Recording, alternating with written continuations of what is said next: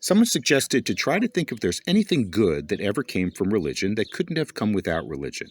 And assuming no answer to that question, then of course saying, think of anything bad that ever came from religion that could not have come without religion. And of course, the point is that religion is therefore not useful for anything good, only for bad, and therefore why do we need it? And it's the perspective of many, maybe the majority of modern culture.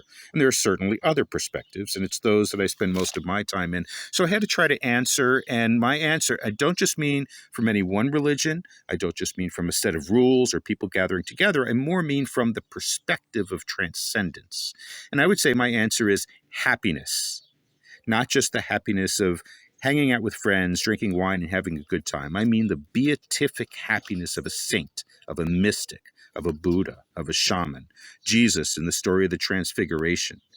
And I think a misunderstanding in modern culture is that a saint is someone who denies themselves the pleasures of the world in order to do the harder job of sitting alone and meditating and praying. And I don't think that's what it is. I think a saint is someone who's hooked on the beatific happiness that can only be found in something that you could call religion or spirituality. It's like someone who, by the use of the practices of religion or spirituality, unzips the human heart and finds within it a great golden light. I think the disciple, the prospective saint, is someone who looks into that light, looks back at their life in the world, and ultimately decides to sit immersed in that golden light that they've found within themselves.